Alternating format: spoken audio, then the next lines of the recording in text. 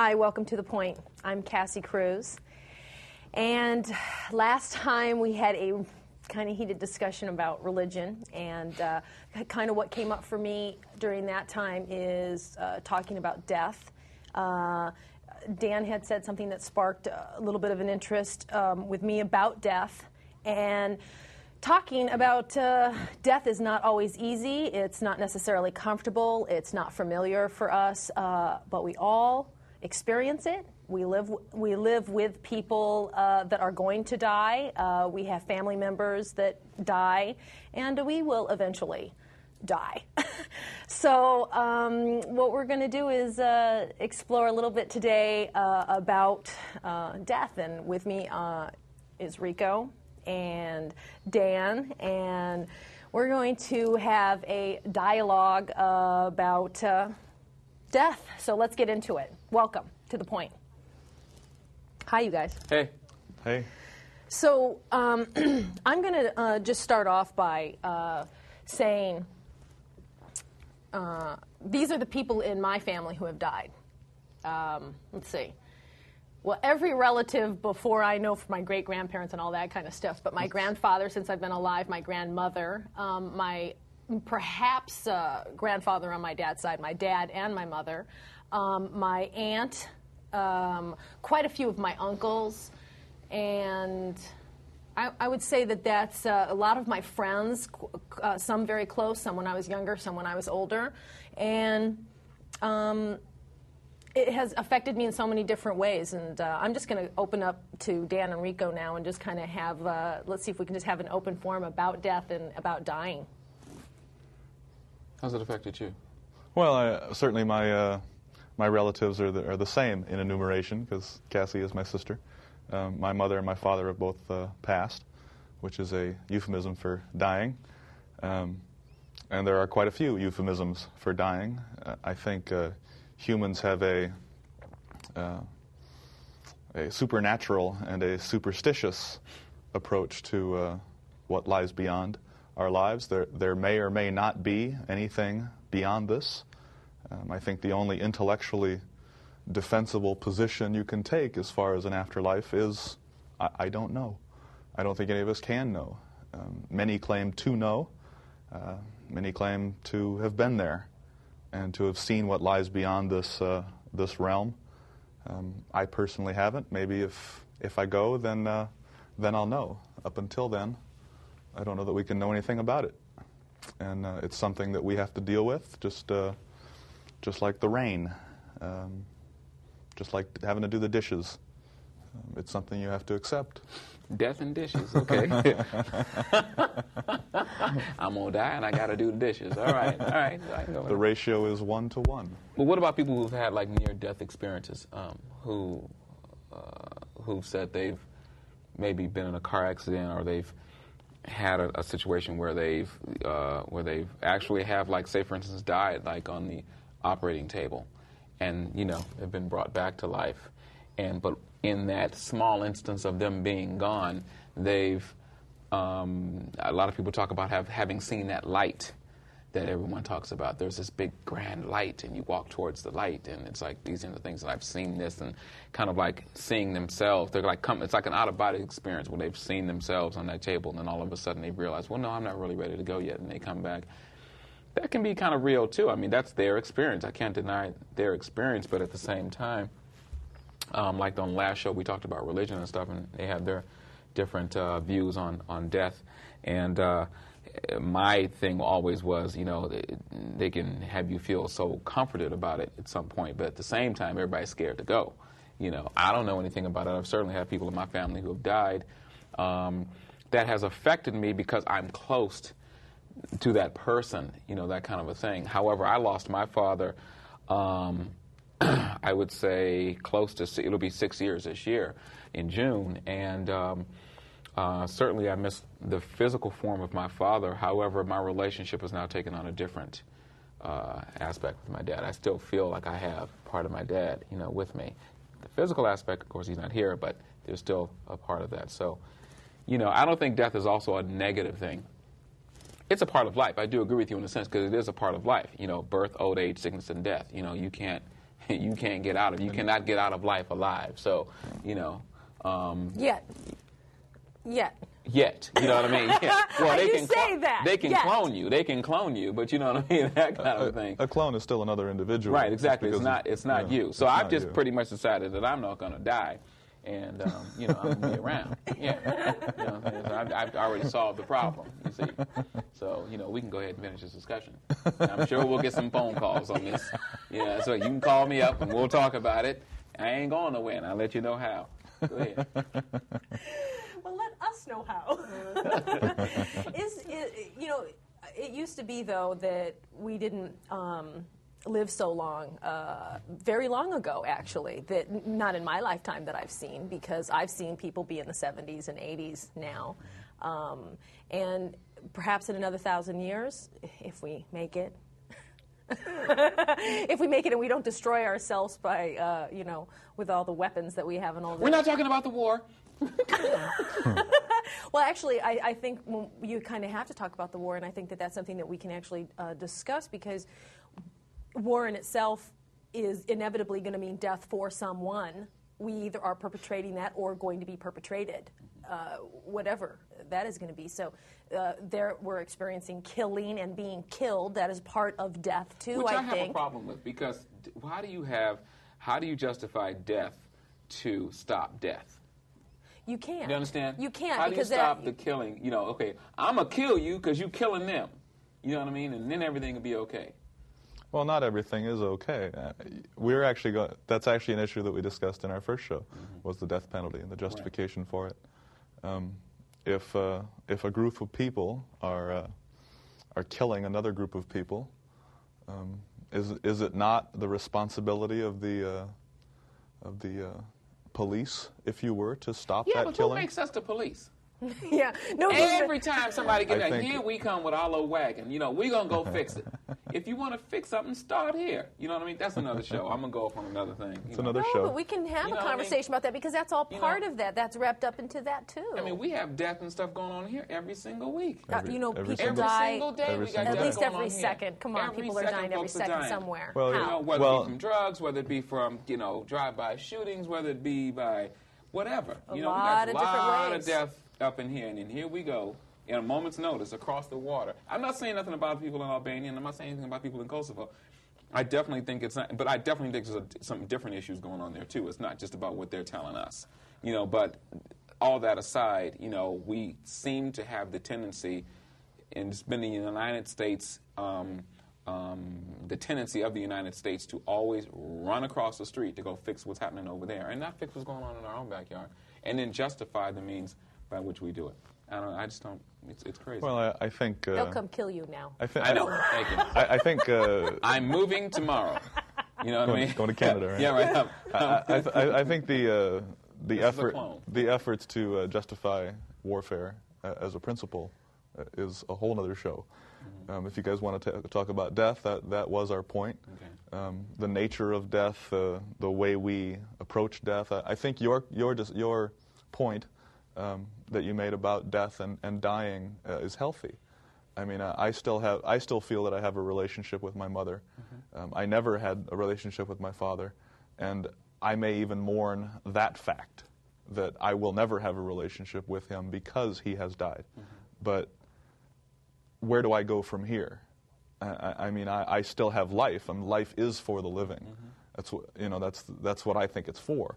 So if we fixate on the end of it, then we may miss a great deal of it. So I read something once where they said one should learn how to die first and then live from that point of view back. If you learn the concept of death, if you really delve into the concept of death, then by that it's almost like taking a book and reading it backwards. You know what I mean? It's like, I don't know if you've, you know, like in Japan, I lived in Japan, and so like, you know, when you read, you don't read from this cover to this cover, you read from this cover to this cover back. And it's kind of like, I kind of view that as like, you know, it's like we kind of tend to go this from the beginning to the end. You know what I'm saying? So it's like, but it's almost like where they go from the end to the beginning. So But how do you do that with death when it's not really something that is tangible as far as physical, yes, but not really known as far as what happens But I beyond think- the yeah. expiration of this. But this is just, I think that this is just our physical bodies. What's really living is what's inside of us. Right. You know, and I think that when this body is tired, when this body it just has no more to give, then it's like when we lay down and go to sleep at night. You know, we lay down and we go to sleep. We wake up in the morning and we're refreshed and we're ready to go. I think that when we die, you know, this body is tired, but what's inside of us still exists. And that energy will find a new entity to take on. You know, that it will find another place to exist. So, But since nobody, I've not experienced death for myself, so I have no information. And can anybody else really have any more information than I do at this time?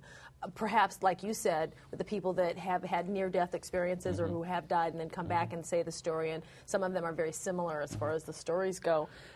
Who's to say that that's correct or that's what it really is, or you know, we all have a common. I think what happens too. I think in some capacities, I'll think of an idea, and somebody else somewhere across the world can think of also that idea at the same time, because that spark or that energy or that wave or that thought wave has gone out, and then we can all be part of some gossip or something that actually is happening that may not even be real. I mean, some story that is made up. I don't know. But I do know how. So I'm trying to understand how could you go backwards. That's why I'm asking that. okay. You know, when you're saying having death, Right. you know, facing it and then going backwards and living your life that way. How can you do that if you don't even know what that is? Well, I think, like, for me, it was like removing, and I don't think you ever remove all of it, but I think, you know, getting to a place where you remove, first of all, the fear factor of it, knowing that this is a part of your life, and then enjoying all of those parts. Like I said before, you know, birth, old age, sickness, and death, enjoying all of those aspects. You don't have to fear any of those aspects. So I think once me getting out of the fear factor, and then also... so it's eliminating the fear you understand, son? of death. And the other part of that is like death, in a sense, it can be a positive thing in terms of how you, the things that you become attached to while you're alive. You know, because I think, you know, a lot of people are fear of dying because, well, I'm going to lose this and I'm going to lose that and I'm going to, you know, I'm not going to be, and you know, that's kind of a thing. It's like, what are you really grasping onto? And I think when you have a sense of fulfillment in your life, I think that, you know, my thing has become like, each day I want to live it like it's my last day. So at the moment of my death, I have no regrets. If I accomplish what I want to accomplish for that day, then it's like, I've lived a great life. You know what I mean? But if I'm like always like, well, I haven't done this yet, and I haven't done that yet, and I have that kind of a thing, then I'm always going to be like on that, you know, that kind of edge. So from that perspective, it's given me a new way of approaching it. So you're saying basically approaching death like you would approach anything else, like is the glass half full or is the glass half empty? In a sense. Looking at things, having a perspective on it. Yeah. And basically when you're saying that, you know, you don't have something, that's the fear, the lack, the, you know, and then when you feel that you do and you enjoy and you take the time and the moments and you're enjoying your life. You said a really key word, though. I want to say that you enjoy your life, that then the glass is half full. Right. And then you feel that you have not, you know, then you are complete. And then if you do die or if there is death, then that's part of your completion and your fulfillment. Right. What do you think about that? Well, I think, back to what you said earlier about near-death experiences, I think the key word there is near. I mean, these people haven't died. And the essence of medical death is not necessarily death in terms of what we understand. Just because a person's heart stops, maybe even for 20 or 30 minutes, doesn't mean necessarily that they have died. That's pretty dead to me. If they come back, that means they didn't really die. No, that means they've been brought back to life. No, not necessarily. If your heart stops for 20 or 30 minutes, brother, you are dead. Not necessarily. That's my point. The heart isn't the Essence, that's kind of the the point what you were saying, though. It isn't the necessary organ for life. Because it's just a physical The part. brain is. And once the brain stops functioning, that's death. And all your other organs can be working fine, you're still dead. Okay. So... Has anybody had near brain death experiences? I don't think so. Only when I've been drinking. No. The light at the end of In my college days. the light at the end of the tunnel may very well be a neurophysiological phenomenon. of the brain shutting off. And the voices you hear and the people that you see that have already passed on are just a function of your own dreams. It may be no different than a dream. Photos or, Right. or Okay. pictures Right. in your brain. So this is the difference between what people believe, what people want to believe, and what brings them comfort, as opposed to fact, as opposed to reality. And the reality is the physical body dies, and that's true across the board. Anything that is alive dies. Humans happen to have a lifespan of between 40 to 100 years, give or take, and we may increase it through our science and through our medicine, but we're still going to die. At least the body will. If there's a way to download our personalities, that's going to be fascinating when that happens. You don't think because they're going to be able to clone us and all that they'll also be able to make us live longer and continue life I think you only with this kind of body or the same body? You'd only prolong the inevitable, though. I think it's possible. I don't deny the possibility of it. Whether it's desirable, I don't know. There is an issue of the quality of life as well. Sometimes you're better off dead. Regardless of what may lie after, sometimes the reality of living can be quite painful. I said to myself that I forgot to the place where someone has to nursemaid me and wipe after me when I'm going to the bathroom, and I said, let me go.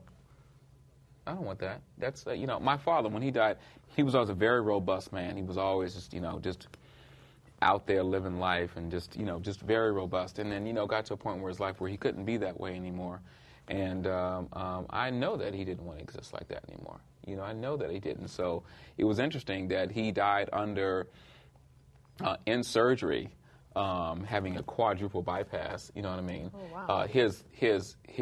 The surgery itself was a success, but the organs in his body, or especially the heart, had just like, this is the end of the rope. You know what I mean? This is, we can't function anymore. But quite honestly, I believe that in my dad's mind, he was ready to move on because he was at that place. I mean, everything hurt him. It was like, he couldn't eat the way he used to eat. He couldn't, he had gone through a stroke and overcome the stroke and that kind of a thing. And but still, it was like he just couldn't live life the way he wanted to anymore. I mean, all these different things that brought him pleasure in his life. So he was ready to go, and I think that was his way to exit, with dignity, So I think that's it, exit with dignity. There is the exit with dignity. Yeah. It's very beautiful. And, what about the people that don't get to exit with dignity, like the children that get shot or, by drive-by shootings or, the violent nature of people. Even in our wars, we're sending, I know that's, the mothers and the mothers and the sisters and also the fathers, Yeah, really the sending wives their and stuff. sons, out to war, or husbands, and having them potentially also be killed and slain. It's a big deal. I don't quite know how to answer all that because it affects everybody in so many different ways, and there's different ways of dying, and some is very healthy. Like my grandfather, he was 80.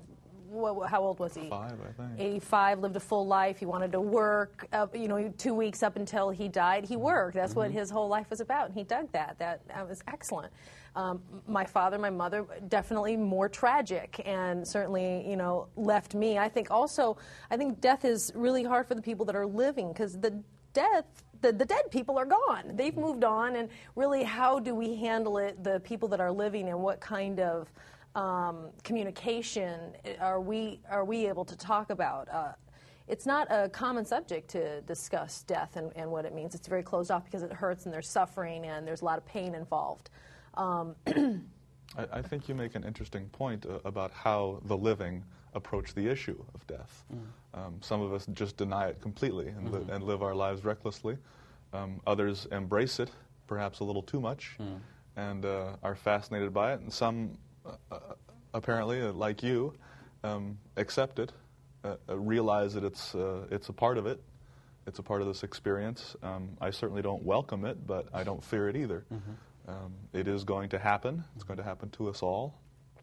I think it's appropriate to believe that something continues, some part of us continues, That gives us some purpose If for it brings right you now. For right So, now, please let I know something I feel that continue. way after I've done a show and I've died on stage. There will be another show. You know. So what? I suck tonight, but there will be another show. Next. No, next. But this one's done. This one's done. That joke didn't work. If it brings you comfort, I'm in favor of it.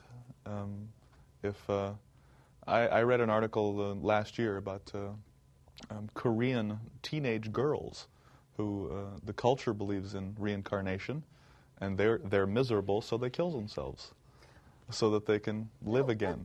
Wow. Now talk about the suicide, though, for a second. Yeah. What do you think about that? Well, it depends on the motive behind it. I think it is certainly the right of the individual to end his own life, but it depends on the motive behind it. And I'm not one to judge the motive, but if you're distraught, if you're young and distraught, I think that's unfortunate. What about if you're old and very sick and your quality of life, like I said before about my Dr. father. Kevorkian wants That's what my point was going to be about Dr. Kevorkian. Again, he's recently been convicted of a second-degree manslaughter. Is it second-degree murder? I mean, which I'm sure is going to be appealed and appealed and appealed and appealed. And the joke of it is he'll probably be dead by the time they finish the appeals. But anyway, the man is old. Anyway, I'm saying, what do you think about that? I mean, because those people that are like in such pain, they're cancer patients, they like really have no chance of, actually existing, and we're making them stay alive. This goes back to them wanting to die with a little piece of dignity. What do you feel about that? I am in favor of doctor-assisted suicide. Our culture has a tremendous, I think, fear of death.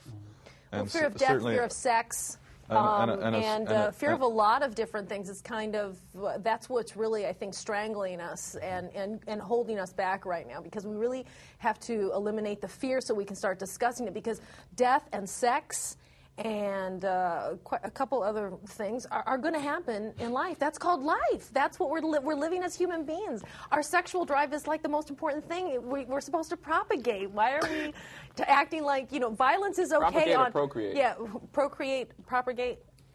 Isn't it procreate? Did I procreate? I said it wrong? I think both are okay. Okay, good.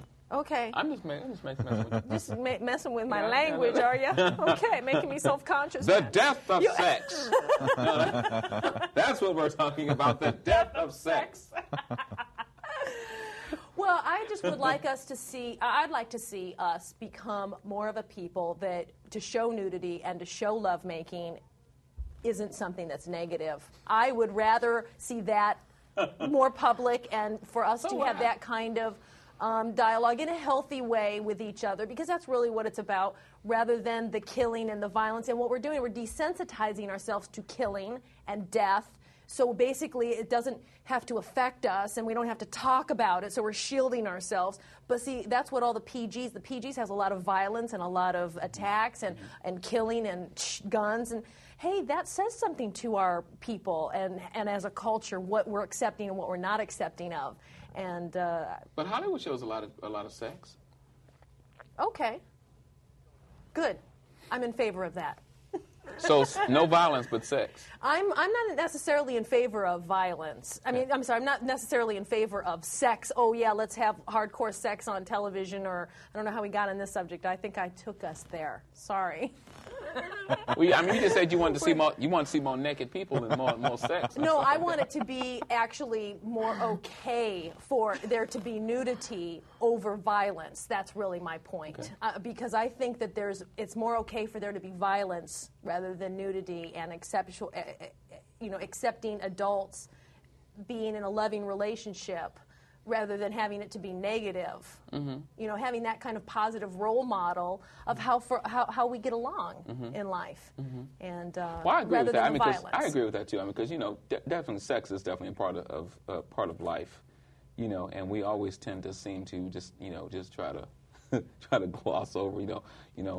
Kids start asking, "Where'd I come from?" The stork brought you. Ain't no stork ever came in my neighborhood. You know what I mean? He would have been throwing his ass in a pot and cook, for dinner that evening. You know what I mean? So it's like, yeah. I mean, I agree with you. I agree with you to a certain degree. I mean, and sex, death, life, all that's a part of life. So I agree with you. You know, and I think we all should be naked right now. You should too. I said a consenting adults that want to do that. I'm not saying that I want to necessarily be filmed doing that with you, okay? I'm just talking for the show. I mean, make good for the show. Let's all be naked right now. Let's all get naked. You know what I mean? Well, it just would be so much nicer if we weren't so hung up on certain things, and the culture wasn't, thought negatively. And I think our American culture is hung up on that stuff too, because I've had the great opportunity to travel and live in other parts of the world where sex is not a big thing, and being naked is not. You go to the nude beaches, everybody's nude, everybody's naked walking around. It's like they're not tripping. You know what I mean? We always think, no, we can't talk about that. But then, but then we got a president, up in the Oval Office, or the Oral Office.